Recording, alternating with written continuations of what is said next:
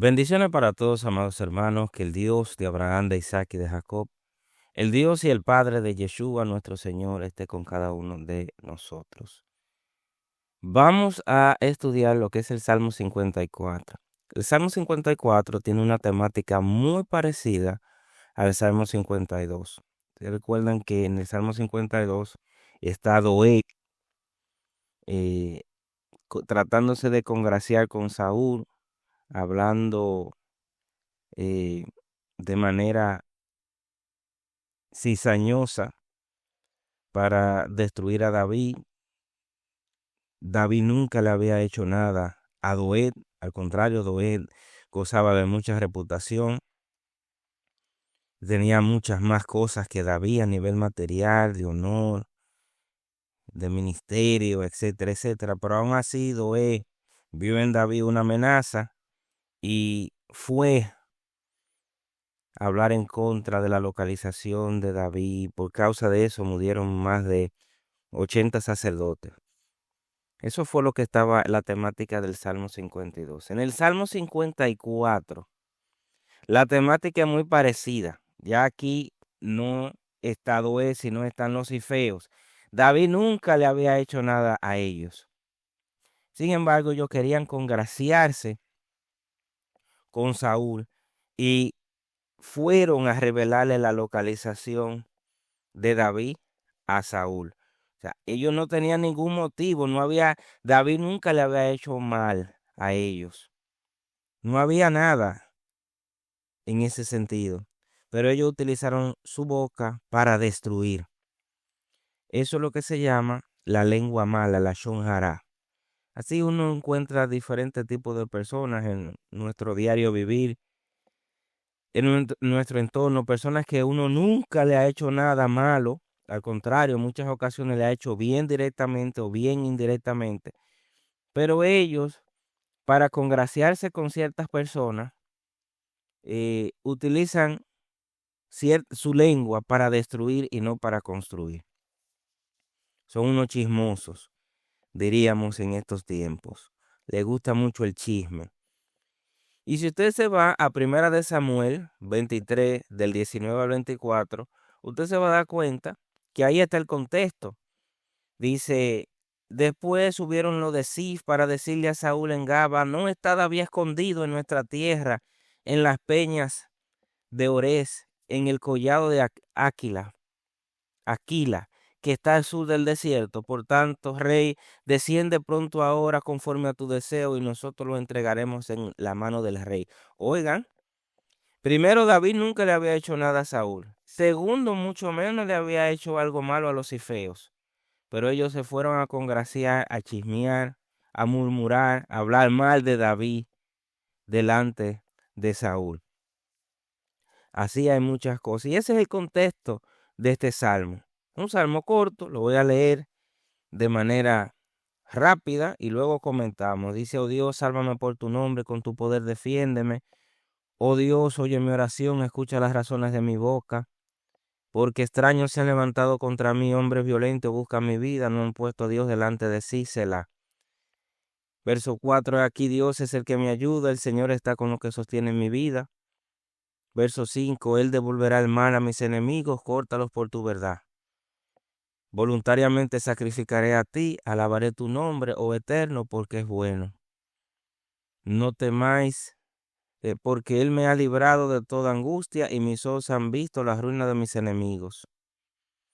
Básicamente eso es lo que se dice el Salmo. Pero si usted lee el contexto arriba, en el verso 1 real, porque las Biblias cristianas ponen el verso 1, donde dice, oh Dios, sálvame por tu nombre, con tu verdad defiéndeme. Pero el verso 1 es donde dice, al músico principal, el Nehinot, masquil de David, cuando vinieron los cifeos y dijeron a Saúl, ¿no está David escondido entre nosotros? Ya usted sabe dónde está el contexto, en Primera de Samuel, 23, 19 al 24. Fueron a chivatear a David. Y David entonces dice, Dios mío, tengo tantas persecuciones de gente que yo nunca le he hecho nada malo a esa persona. Sus lenguas son eh, son serpientes venenosas. Yo estoy en un periodo de persecución y desierto tan terrible, dice David, pero mi esperanza es Dios. Entonces en el verso dice, oh Dios, sálvame por tu nombre y con tu poder defiéndeme. Fíjense que David dice, sálvame por tu nombre. ¿Qué significa eso? Dios, el nombre sagrado de Dios, el tetragramaton, el que Dios le revela a Moisés en Éxodo 3:15, es el nombre personal de Dios que se relaciona con su misericordia. Hay otros nombres, hemos dicho que el nombre Elohim, o sea, Dios, se relaciona con el atributo de Dios de justicia, pero lo más interno de Dios es que es un Dios misericordioso, compasivo y benevolente. Entonces dice aquí, oh Dios, fíjense que, oh Dios, está apelando David ahora mismo al atributo cuando dice, oh Dios, de justicia. Pero también dice, sálvame por tu nombre. Es como dice Proverbio 18:10, dice, torre fuerte es el nombre del Eterno. A él correrá el justo y será levantado. Entonces David estaba corriendo, aclamando a ese nombre sagrado de Dios. ¿Para qué? Para ser levantado. ¿Por qué? Porque David sabía que Dios era un Dios misericordioso, que era el Dios al que él estaba aclamando, era el Dios de sus padres. Y que no importara las situaciones, probablemente David ya estaba a punto de que lo mataran y él nunca perdió la esperanza de que Dios, aún en ese momento donde humanamente no había esperanza, aún ahí en el último instante David estaba esperando que Dios lo salvara. David estaba esperando la salvación de Dios, siempre, no importaba la situación. Y por eso dice, sálvame por tu nombre. ¿Cuál es tu nombre? Tu nombre de misericordia, pero también tu atributo de justicia, porque David no le había hecho nada mal a los Ifeos, ni mucho menos a Saúl. Hechos 4:12 dice, y en ningún otro hay salvación, porque no hay otro nombre bajo el cielo dado a los hombres en el que podamos ser salvos. Fíjense que Yeshua les dijo a sus discípulos, le he dado a conocer tu nombre, Padre. O sea, Yeshua les reveló el nombre. O sea, no es decir fulano de tal, es que detrás del nombre en el mundo judío, en el mundo hebreo, hay una esencia. Y cuando se dice revelar el nombre, se está hablando de la esencia de la persona, de la entidad. La esencia del Dios viviente es su misericordia. La esencia del Dios viviente es compasión, es amor, es amor. La esencia del nombre de Yeshua es salvación, demostrar que Dios salva. Dios salva y Dios nos va a salvar. Verso 2 dice, oh Dios, oye mi oración, escucha las razones de mi boca. ¿Qué estaba haciendo David? Clamando como justo. David dice, clama lo justo y el Eterno oye y los libra de todas sus angustias. Los libra de todas sus angustias. Cuando tú clamas a Dios, Dios te libra de todas tus angustias. Hebreos 5:7 dice, Yeshua en los días de su carne, ofreciendo ruegos y súplicas con gran clamor, fue oído a causa de su temor reverente. Yeshua fue al Sinaí al Getsemaní, y oró de manera intensa. Ahora, muchos dirían, pero el Padre no lo escuchó, o ese Dios no lo escuchó porque a Yeshua lo sacrificaron y murió. Eso dicen los indoctos. Sin embargo, nosotros sabemos que Yeshua fue resucitado, que en él está la vida eterna y que su ruego al Padre fueron escuchados. Aunque hubo un momento de oscuridad, de transición y de muerte, aún en la muerte, aún en el sepulcro, Dios escuchó los ruegos del Maestro y los resucita. Nunca nosotros debemos perder la esperanza de la salvación de Dios, porque es algo que está en su sagrada y bendita palabra. Que si tú clamas a Él, sea, si tú estás en una situación, amado hermano, no pierdas las esperanzas. No pierdas la confianza en Dios. Clama, no importa lo que tú estés pasando, no importa lo que tú estés viendo. Tenemos bastante testimonio en las Sagradas Escrituras y de testimonio de otros hermanos de nuestras congregaciones, de nuestra familia, amigos, incluyendo entre nuestros enemigos, que en ciertos momentos clamaron a Dios y aún ya cuando toda humanamente había todo terminado, Dios los salva. Dice verso 3, porque extraños se han levantado contra mí y hombres violentos buscan mi vida. No han puesto a Dios delante de sí, Selah. Los ifeos, si hubiesen puesto a Dios delante de sí, no hacen eso. Entonces los ifeos no estaban pendientes de la voluntad de Dios. Los ifeos lo que andaban buscando era gloria de hombre. Dice, porque extraño se ha levantado contra mí. Extraño porque David, a esa persona, eran de ahí, estaban en la zona de Judá, donde estaban los asentamientos de la tribu de Judá. Y David, recuérdense que era de la tribu de Judá, pero David para él eran extraños porque David nunca le había hecho nada a esa gente. Nunca había hecho nada negativo, ni por bien ni por mal. Isaías 53 dice, despreciado y desechado entre los hombres, varón de dolores, experimentado en quebranto. El quebrantamiento. Sabemos que hubo un plan, que estaba el plan trazado por Dios acerca del sacrificio de Yeshua. Pero también habían personas que fueron las que infligieron a Yeshua unas torturas y unos testimonios tan negativos, tan malos. Personas que nunca habían interactuado con Yeshua se habían levantado en contra de él, testimonios falsos, técnicamente desechados por la cúpula sacerdotal. No todos, pero sí todos, la gran mayoría de la cúpula sacerdotal, de los poderes de aquella época, sometieron a Yeshua por celos, envidias, temores. Y Yeshua nunca le había hecho nada a esas personas. Aborrecieron a Yeshua.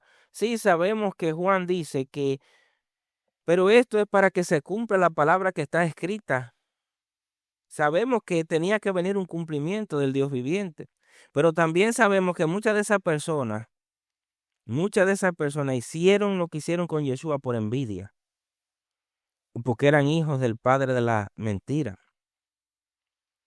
Los profetas en la antigüedad fueron perseguidos, torturados, humillados, maltratados, aborrecidos por transmitir la palabra del Dios vivo y llamar al arrepentimiento. Aquí en este caso, en el caso de David y los ifeos son este tipo de gente que traicionan al otro por conveniencia. Esa gente no tiene a Dios. Judas, por ejemplo, traicionó a Yeshua por conveniencia. No hay temor de Dios en ellos. No conocen al Padre. No conocieron al Padre los ifeos. Judas no conocieron al Padre. La revelación del Padre nunca estuvo en ellos. El temor de Dios nunca estuvo en ellos. Verso 4 dice aquí, Dios es el que me ayuda. El Señor está con los que sostienen mi vida. Y Dios dice, no temas porque yo estoy contigo. Siempre te ayudaré. Si Dios es por nosotros, ¿quién contra nosotros? Dice Pablo. Entonces, si Dios está contigo, Dios está conmigo, y nosotros estamos actuando de manera justa, ¿quién contra nosotros? ¿Quién contra nosotros? Yeshua confía en el Padre. Confió, confía y confiará en el Padre siempre. Ese es nuestro ejemplo. Ese es nuestro ejemplo, amados hermanos. Eso es lo que nosotros tenemos que perseguir. Eso es lo que nosotros tenemos que imitar. Ciertamente hay momentos difíciles donde a cualquiera se le va la esperanza. Ciertamente hay decretos, cosas negativas en contra tuya, donde cualquiera puede perder. Pero hay algo, amados hermanos, que es tú puedes, yo puedo decidir. Confiar en Dios, amado hermano, es una decisión. Es una decisión. Cuando tú decides, es como el amor. Lamentablemente en el occidente ven el amor de una manera eh, como que para yo amar al otro, el otro tiene que darme a mí. Así es que se ve en el mundo occidental el tema del amor. Pero el amor, amados hermanos, es una decisión. Yo voy a amar independientemente de lo que los otros me hagan. Si me hacen bien o si me hacen mal, yo los voy a amar. Entonces, confiar en Dios es exactamente lo mismo. Yo voy a confiar en Dios independientemente de las situaciones positivas o negativas en las que yo me encuentre. En la que yo me encuentre. Eso es confiar. La fe, la confianza en Dios debe trascender nuestros sentidos, nuestro nivel racional. Ciertamente hay elementos en la fe que son racionales, pero hay otros elementos dentro de la fe que se escapan de lo racional, que se escapan de lo que nosotros podemos explicar y definir. Y nuestra confianza en Dios debe trascender por encima de todo método, razonamiento, circunstancias, elementos cuantificables o cuantitativos. Debe trascender todo eso. Y dice David en el verso 5, Él devolverá el mal a mis enemigos, córtalos por tu verdad. ¿Sabe? Dios le dice a Moisés, mía es la venganza y la retribución. A Dios siempre insta las Sagradas Escrituras, que Él es el juez. Él es el juez. Por tus propias manos no tomes venganza para que no seas como un Nabal. Fíjense, en el estudio del Salmo anterior, nosotros hablamos de los Nabales, de Nabal y de David.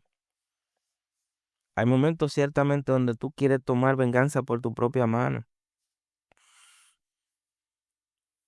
Pero si tú eres hijo de Dios, la venganza le pertenece a Dios. La retribución le pertenece a Dios.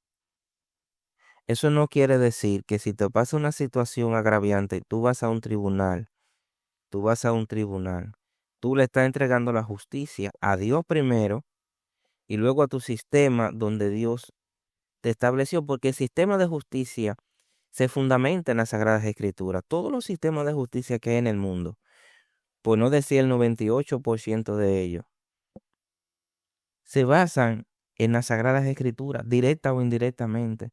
Entonces, cuando tú vas a un tribunal con una causa justa, tú estás apelando a lo que ya Dios estableció como sistema. Por eso todos los países tienen que tener una justicia pura, limpia, para que los decretos de Dios se puedan manifestar a través de lo que Él ha establecido aquí en medio de los hombres. Dios estableció sistemas de justicia. Los tribunales, las leyes, directa o indirectamente, están establecidas por Dios mismo. Nuestro sistema de justicia en el mundo occidental, no, de esta parte del mundo, se basa en las Sagradas Escrituras. Segunda Tesalonicenses 1, del 6 al 8 dice, porque es justo delante de Dios pagar con tribulación a los que os atribulan. Perdonamos a nuestros enemigos, los perdonamos, pero la justicia, la retribución le pertenece a Dios. Dice, Padre, perdona nuestros pecados, así como también nosotros perdonamos a los que nos ofenden. Fíjense que hay un condicional. Tú le estás pidiendo perdón a Dios, pero tú estás perdonando ya primero. Muchas personas le piden perdón a Dios. Quieren que Dios lo perdone, pero ellos no perdonan. Verso 6. Voluntariamente sacrificaré a ti y alabaré tu nombre, oh Eterno, porque es bueno. Ofrecer sacrificios de alabanza. Agradecer. Hay unas bendiciones que se dan cuando tú reconoces las obras de Dios. Por ejemplo, cuando tú vas a comer, tú tienes tu pan de cada día. ¿Qué tú haces? Bendito eres tú, eterno, Señor nuestro Dios, Rey del universo, que nos das el pan de la tierra. En el nombre, por el pacto que tú tienes con Yeshua. Gracias, Señor. Esos son sacrificios de alabanza. No es decir solamente, no es decir aleluya, es reconocer lo que Dios está haciendo por ti. Eso es alabanza cuando tú reconoces lo que Dios está haciendo por ti. Hebreos 13:15 dice, así que ofrezcamos siempre a Dios por medio de Yeshua sacrificios de alabanza, es decir, fruto de labios que confiesan su nombre. Confesar el nombre tiene que ver una intimidad, una relación con la persona, en este caso con Dios y con su Hijo. Verso 7. Porque Él me ha librado de toda angustia, en mis ojos han visto las ruinas de mis enemigos. Míralo aquí lo que dice David, me libró de toda angustia.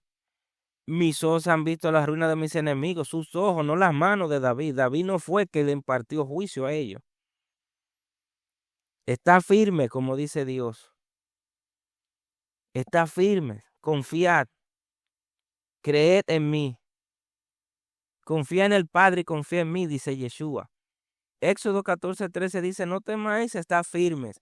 Y ve la salvación que el Eterno hará hoy con ustedes. Amado, ve la salvación que Dios hará hoy con nosotros. Porque hasta de la muerte ya Dios nos ha entregado la victoria en Yeshua.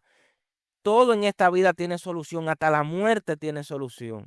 O sea, Dios, amado hermano, Dios hasta la victoria sobre la muerte nos ha entregado a través de Yeshua. O sea que todo en esta vida y en la que viene tiene solución.